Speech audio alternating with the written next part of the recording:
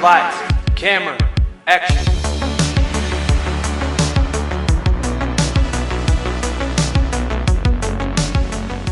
Well, hello, and welcome back to Season 3 of Married to Movies. We're back. We're back, and we are so excited to be back. We definitely were not anticipating taking this long of a break. Yeah, it's been like 4 months. Yeah, depending on when this episode releases. That's true. But it's been a really nice break for us just to be able to enjoy this time together. Mm-hmm. We went on vacation, and that was awesome. But we are so excited to be back, and we are going to be talking about an all-time classic today. It was actually new to us. Yes. That is Top Gun. So we're really thrilled to be talking about that today. We're really excited to be back in the saddle. We've got a lot of great movies slated for this season, so I think without further ado, you ready to jump in? I'm ready. All right, let's get after it. All right. So Top Gun was released on May 16th of 1986. It was directed by Tony Scott, and it's starring Tom Cruise, Anthony Edwards, Val Kilmer, Kelly McGillis, and Tom Skerritt, I think is how you say his last name. It was distributed by Paramount Pictures. It has a runtime of 1 hour, 50 minutes. And it's rated PG with a budget of $15 million and a box office total of $357.3 million. So they definitely profited. I was sitting by John when I was researching for this movie, and I was looking up, like the budget. I saw that it was $15 million and the box office total, and I was like, oh my gosh, because I saw the box office total for Top Gun Maverick. Yeah. And that was like, I can't remember off the top of my head, but it was like 1.7 billion or something like that. And I was like, holy crap. Like, how did they make this much money? But now it makes sense. Yeah. So they still did profit, but not especially quite as much as I thought. When was this released? In the 1986. 80s? Yeah. So that would have been absolutely redonkulous to cross the $1 billion mark in the 80s. Yeah. Mm-hmm. That would have been awesome. Yes. All right, but that's all I have for introductory details, so I can dive into fun facts next. Okay. So this is a fictional movie, but it was inspired by real life events and military aviation programs. So on that note, Charlie's older man date at the officers club was actually the real life Viper. So I guess they based Viper off really? him. His name is Pete. Okay. Pete Pettigrew. He is a retired Navy pilot and Top Gun instructor, and he shot down an MiG during the Vietnam War, and he served as the technical consultant on the film. Wow, that's pretty cool. Yeah, I thought so too. Good to know. Next, I have some casting details. There were actually a lot of pretty big name people who were approached about the role of Maverick. Yeah, well, and at the time, Tom Cruise was not like a huge star. Right. He was very up and coming. Yeah, so it was pretty I'll let you get through the list here in a second, but I remember when I was doing my research, I was very surprised, just like you said, how many A-list actors were considered for the role, and to then settle on Tom Cruise was just kind of surprising, maybe in a retrospect, sort of way, but I mean, it all worked out. Obviously, Tom did great, and he's one of the biggest movie stars in the world today. But anyways, it was just kind of interesting. Right. So, I'll just go through my list. So there were John Travolta. He was actually the first choice. And then they turned to Patrick Swayze, Emilio, how do you say his last name? Estevez. That's what I thought. Nick Cage, John Cusack. Is that how you say his name? Matthew Broderick, Sean Penn, Michael J. Fox, Scott Baio.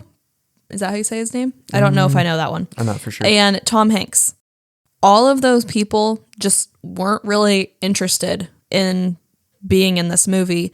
John Travolta specifically was initially approached, and he turned out to be too expensive and was part of a few too many box office flops at the time, so they didn't want to gamble on having him. But everybody else that I could find, it just sounded like they just didn't really want to do the movie. But as far as when Tom Cruise was approached, Jerry Bruckheimer, which was one of the producers on the show or movie, he tried convincing Cruise to join the production by using the relationship between the director, Tony Scott, and Ridley Scott, because Ridley Scott worked with Cruise on the movie Legend in 1985. And Bruckheimer later said, so this is a quote from him, "So they, the Navy, take Tom up there and they do 5Gs, they do barrel rolls, they do everything, and he's heaving in the plane. He gets on the tarmac, runs to a payphone, and he said, 'I'm in. I'm doing the movie. I love it. This is great.'" That's awesome. And that's so like authentically Tom Cruise. Just like I have a massive amount of respect for Tom as far as being a performer and an actor, like because he does almost entirely all of his own stunts. Yeah. So especially like if you look at the Mission Impossible movies, especially what they've become today, which are almost all of them are phenomenal movies. But they're basically just like a way for Tom to do these ridiculous action sequences that nobody else does. Right. I mean, he broke the world record for how long someone has held their breath in a movie. I think it was in Mission Impossible like 5, maybe. It was like a 7-minute sequence, and he did that for real, held his breath that long. Yeah, that's crazy. And all sorts of stuff like that, where like literally in the Mission Impossible movies, he became a producer so that he could change the rules on set to allow himself to do stunts because they previously would not let him because he's the star of the movie. It was too big of a risk. So he created his own production company to change all that to allow him to do it. So I think that's awesome. I love that. I love that story. I think that's super, super cool. Yeah. My next fact is that in order to portray the tension between Maverick and Iceman better, Tom Cruise and Val Kilmer, they're both, method actors, and they purposefully avoided socializing when they were not filming and kept their distance from one another. And I do think that they're both great actors, obviously, but I think that probably big time helped. Like you could tell on the screen that they did not have chemistry, I guess you could say, as far as right. Yeah. Yeah, no, it definitely came through. I think they did a good job, and Val Kilmer is a great actor too. So yes, I think it all worked out well for them doing that. Yeah. Next, Top Gun was made years before, I'll rephrase this. Top Gun was made in the 80s, and they did not have nearly the advanced CGI and, things that we have now. Right. Like, they had CGI, but it was not good. It was very, very, very bad. Yeah. So that meant that they had to use real life jets and real life pilots.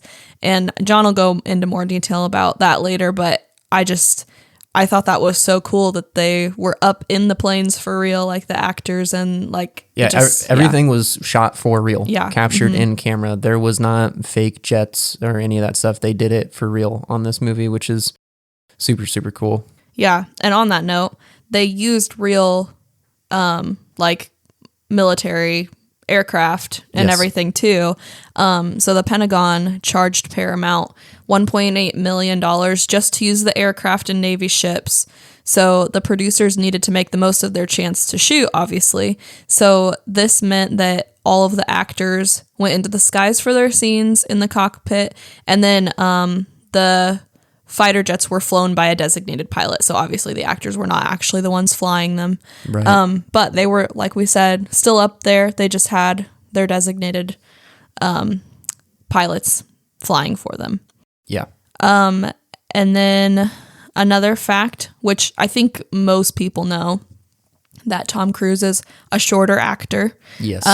And so he is 5'7", and Kelly McGillis, who played, what's her name? I'm blanking. Charlie. Thank you, Charlie. Which, hey, I'm just going to float this out there. Like, 5'7" is also my height. Yes. And it's like, I think the average male in the United States is 5'8" or 5'9". I think you're right. So he's yeah. really not that short, but it's almost like a Hollywood thing where like the leading man needs to be like 6 foot or taller. Right. But anyways. Yeah. Yes. So Kelly McGillis is 5'10". So she's 3 inches taller than Tom Cruise. So as they do in many Tom Cruise movies, he had to wear special shoes, platform shoes. Yes. In any of the scenes that he was with her in. And she was told to not wear any footwear at all so that their heights at least matched. Right. And I couldn't get much detail about this part, but it was reported that Tom Cruise and Kelly McGillis did not get along very well off screen, so it was kind of hard to get their chemistry right on screen. I mean, they did well together. I wouldn't have ever been able to tell that, but I thought that was interesting. Yeah, I wouldn't have guessed it. And I mean, maybe that's what made me believe it a little bit more, just because some of their like spats or arguments or whatever on screen in the movie felt authentic, and maybe they were because they didn't like each other, and maybe that's why I believed that they did have good chemistry on camera. Right. Yeah. I don't know. And that's all that I have for fun facts. Okay, cool. Well, I have a handful of things, so I will just jump right in. So filming began in Oceanside, California. California. Yes, California. Thank you. On June 26th, 1985, with it later moving to Miramar. I think that's how you say it. AKA Fightertown, USA. And as you stated before, the film was directed by Tony Scott, who is the brother of Ridley Scott, who most of you probably know, or at least some of you. But if you're not familiar with Ridley Scott, he is the director of Gladiator, which is a film that we covered back in season 1. Yes. He's also done many big hit movies like Alien, the original, Blade Runner, and The Martian, as well as many others. Have you seen The Martian? I have not. I have the It's a good book, one. and I've read it. I've not watched the movie. I'd really like to, though. Yeah, it's a good one. We should cover it sometime. Okay. Go back and listen to Gladiator, guys. Yes, It's a good one. go listen to Gladiator. Fun fact, first episode that we had a guest on the podcast. Yes, My brother. It's true. Yes. So while filming, the Navy allowed the cast and crew to be on Carrier Air Wing 15, aka CVW-15, which was an active aircraft carrier at the time. Fighter Squadrons VF-51, aka the Screaming Eagles, and VF-111 Sundowners were aboard CVW-15. Also, side note, fun fact, the Fighter Squadron VF-111 Sundowners was referenced in the movie by Maverick's new co-pilot. Sundown was his tagline after Goose passed away. So that was a little reference to the real world team that was helping them in the movie. So as you mentioned earlier, Paramount Pictures did have to pay to use all this equipment because this was real active military aircraft carriers, all that type of stuff. So they had to pay to have the squadron operate these aircrafts outside of their normal duties because all of this was secondary to what they were doing as their primary job, which is protecting our country. So in order to pay for that, or in order to get them to operate, they had to pay up to $7,800 per hour to operate the aircraft. It's quite a bit of cash. Yeah, it's insane. But hey, they were raking it in. And on that note, as far as monetary costs for the film goes, at one point during filming, director Tony Scott wanted to film the aircraft landing and taking off on the aircraft carrier while having the aircraft itself backlit by the sun. So kind of have like a silhouette and everything. It'd be like very cinematic. So while they were shooting these scenes, the commanding officer of the ship decided to change course, which obviously ruined the shot and made Scott upset. So he went and asked the commanding officer to change the course back on, or change the ship back on course, and so that he could finish shooting his scenes. And the commanding officer told him that he could, but it would cost $25,000 to turn the ship and my continue on gosh. course, which for as far as inflation goes, today's money, that equates to roughly $64,000. That is ridiculous. I would be so mad. Yeah, but you got to think about this too. Like, they're guests aboard an active military vehicle. Like, Yeah, but like at least give them a heads up like, hey, I know you told me to go this way, but I'm actually going to go this way. And if you want me to go this way, it's going to be an extra charge. Like, give them a heads up at least. yeah, I don't think they see it that way. They I are, know. their focus is protecting the country. They're going to do what they like. And who knows, maybe this guy was feeling a little bit ornery that day and he did it on purpose just to see, he probably How said much money he could get out of him. He may have said to his buddies, like, hey, watch this and let's see how much we can get out of this guy. So did he do it? yes, Scott on the spot wrote the captain a check for the $25,000 to get the ship back on course, and he finished shooting. Wow. Yeah. So that's, I mean, all things considered, their budget was pretty low. I mean, obviously Right. it would be bigger in today's, time and with inflation and everything, but like it was $15 million. Like in Right. comparison to most of the other movies we've done, that's not much at all. So no, it's really not. yeah. Just a few more. So most of the sequences of the aircraft maneuvering over land were shot at Naval Air Station Fallon in Nevada using ground-mounted cameras, and then the majority of the air-to-air filming was done using a Learjet. So the aircraft from Fighter Squadron VF-111 and VF-51, the Screaming Eagles and the Sundowners, they would be up in the sky doing their thing. And then the crew, the filming crew would be in a Learjet also flying, and they would be filming them. Gotcha. Yep.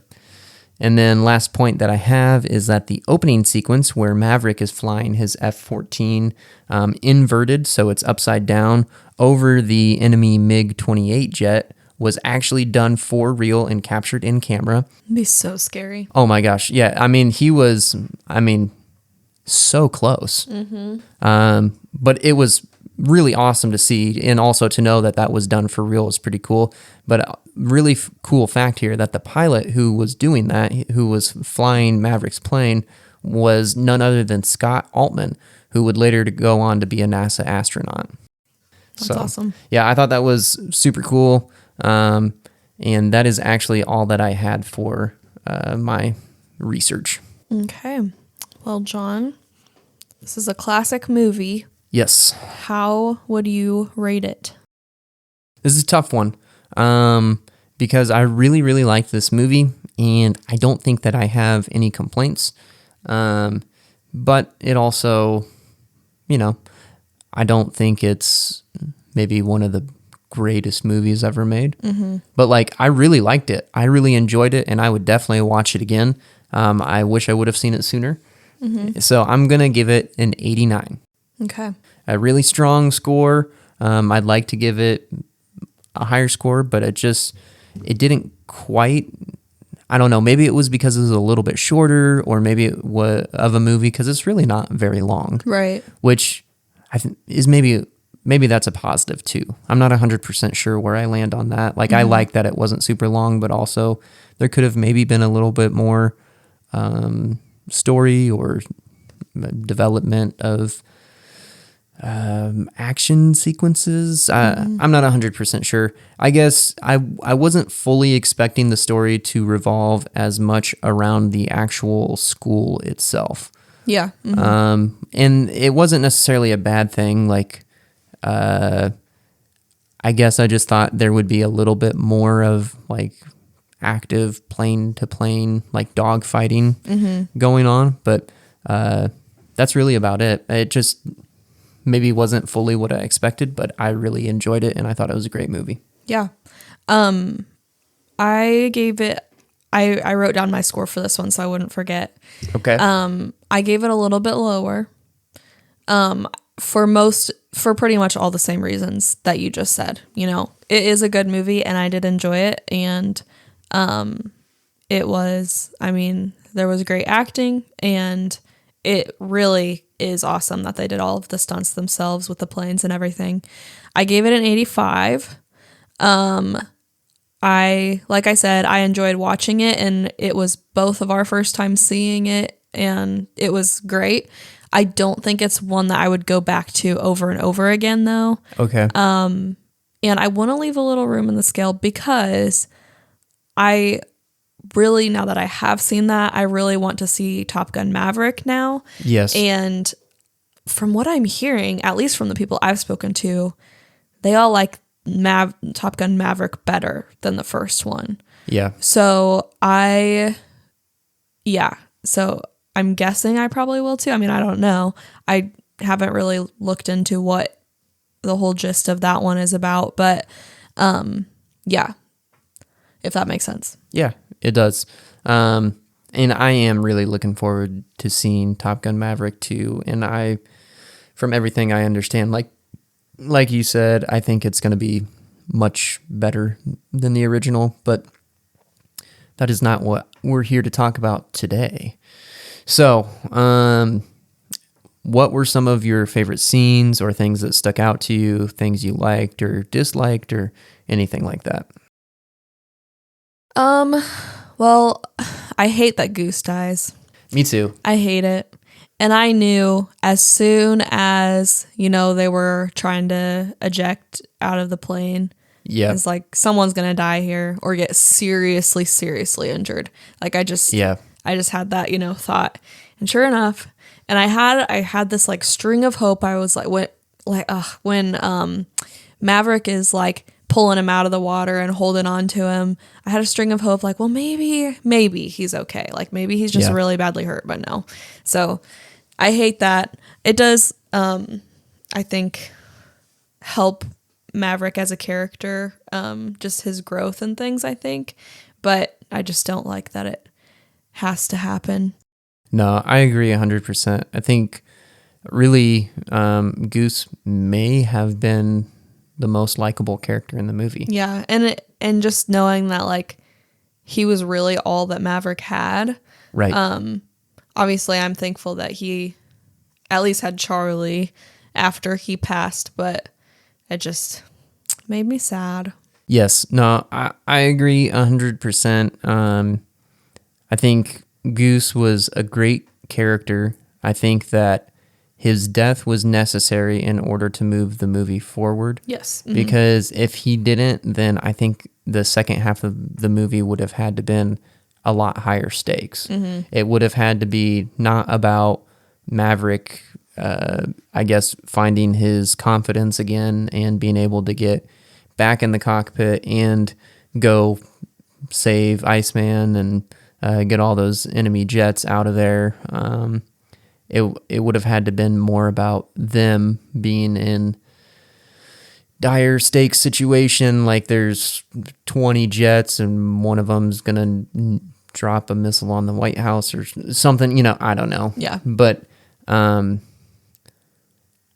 think in order to kind of keep the scope of the film a little bit smaller and more character oriented, which is not a bad thing. Like I really like how character focused this movie is.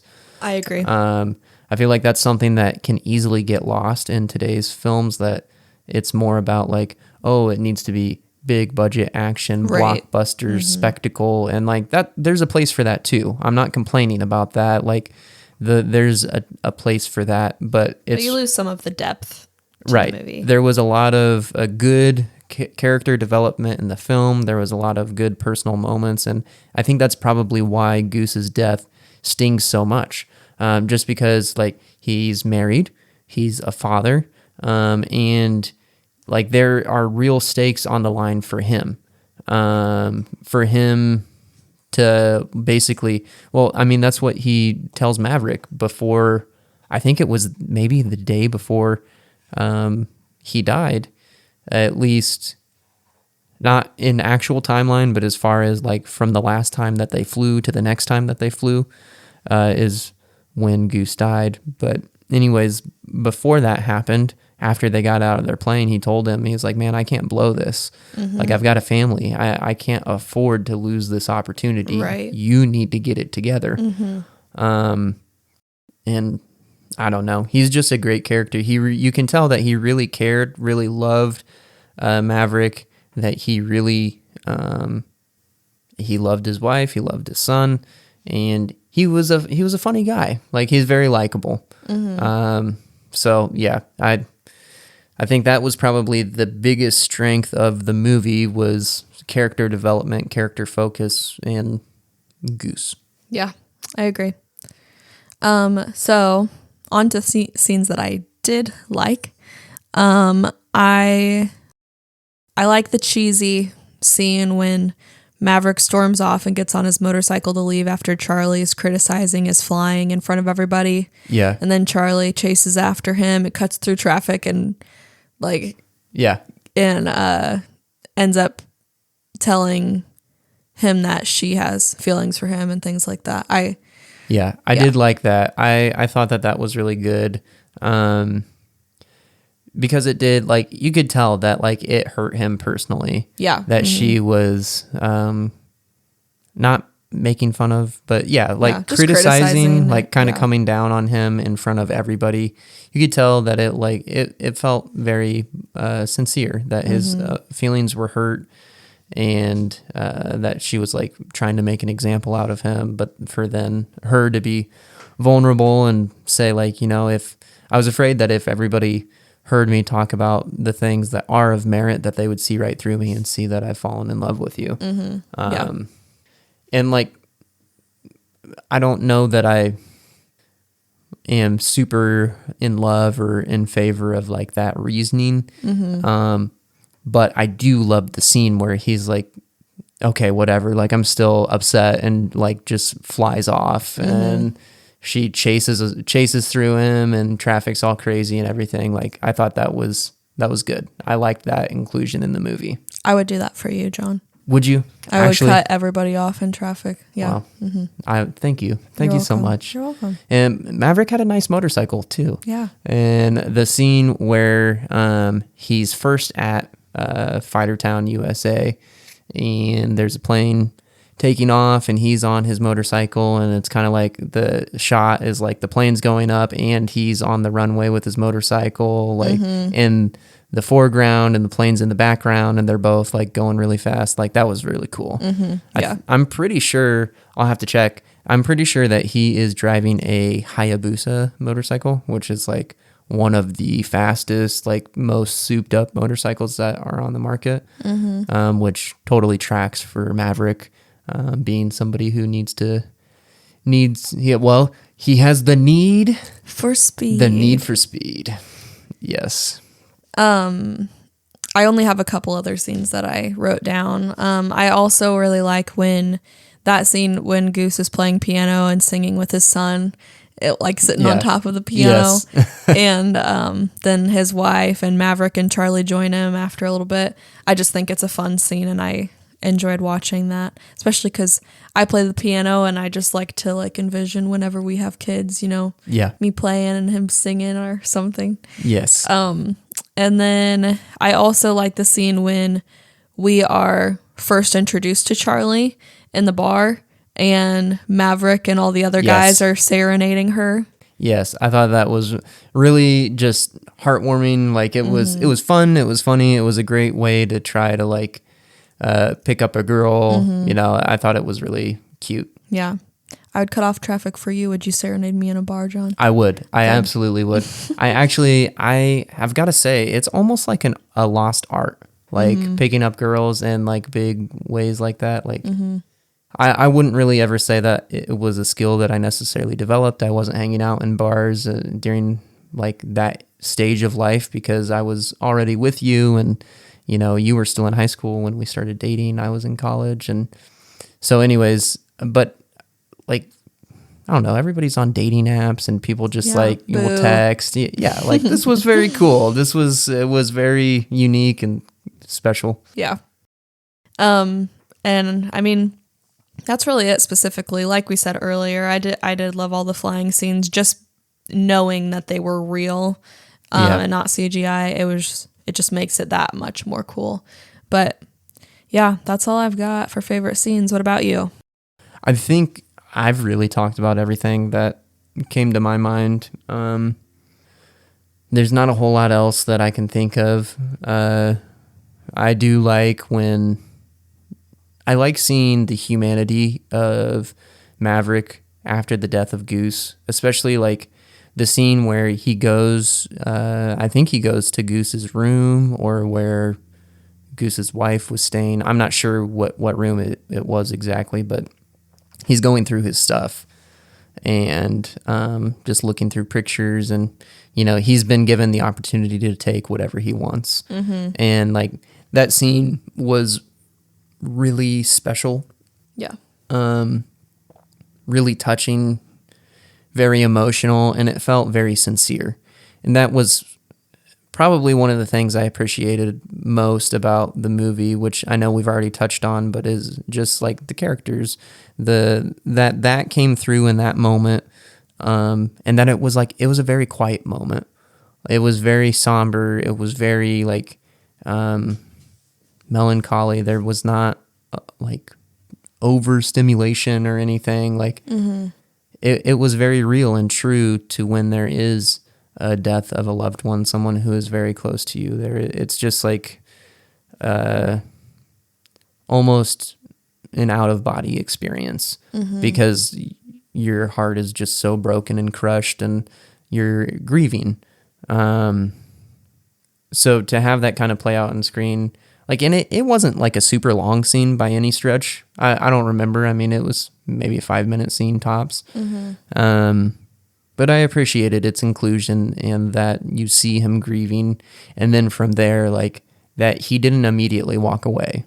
Right. That he stayed in the Top Gun program, but then he gets paired with Sundown, and whether Sundown is aware of the full situation or not, I'm not 100% sure, but he was maybe not super gracious. Not at all. When they were in the plane together.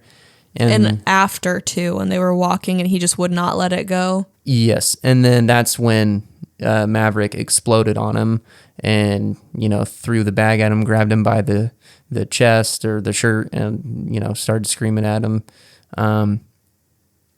He's still grieving. Right. And to see him go through all of that, and then he leaves the Top Gun program and then comes back, goes to Viper's house, talks to him, and he learns the truth about his dad, which he knew deep down all along that his dad was a hero, that he, didn't do anything wrong like the U.S. government was trying to spin the story. And then he finally learns the truth, and the truth is that his dad was a hero, that he saved a bunch of people's lives, that he could have saved himself, but he chose not to. And then to go from there to, at the big end of the movie, basically be the pivotal scene where he bails out. He gets called into action and he bails out. And then he goes back, he changes his mind, and he's focused, he's dialed in, he's ready to go, and he helps take out all the enemy fighter jets and saves Iceman and everything. Like, that was awesome. So, yeah, for sure. Yeah. But outside of that, I think I've talked about most everything that came to my mind anyways. I'm good too. Okay, cool. Well, it is hard to believe that we're already through our first episode. It was such a long break, but now we're at the end of this episode and ready for more. So with that being said, next week's episode is going to be Chef, which is one of my personal favorite movies. If you've never seen it before, it is a phenomenal movie. If you love Jon Favreau, he directs the movie and stars in the movie.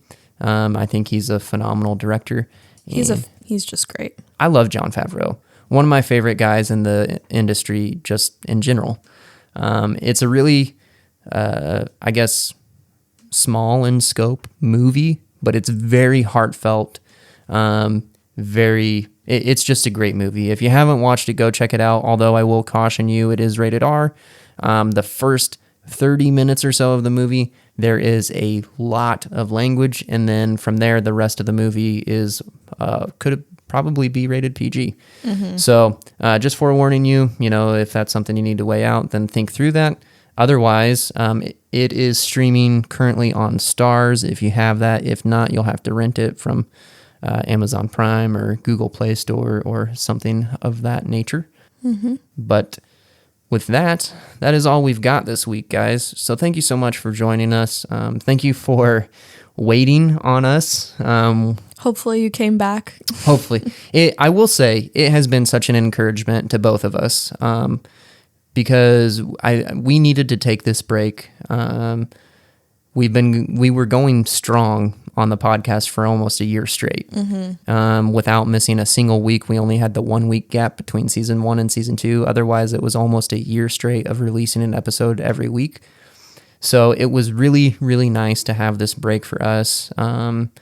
We enjoyed that time together, but during that season, it was, I wouldn't say a weekly occurrence, but it was very frequent that we would have people, whether it was people we work with, people we go to church with, people that would text us or send us messages on Instagram. We had so many people asking us about the podcast, like, hey, when's it coming back? Hey, when are you guys going to start up again? That was a huge encouragement to us. So thank you for your support. Thank you for waiting. And we are back. We're here. We're excited about it. And we're ready to go. So we hope you guys enjoyed listening this week. We hope you'll come back and join us again next week. And tell people about our show. If you like what you hear, share it. Share it on Facebook, YouTube, whatever you're able to do. Share a story on Instagram. We appreciate it. It does go a long way. And we hope you guys have a fantastic week. We will see you next time. All right, stay safe. Bye.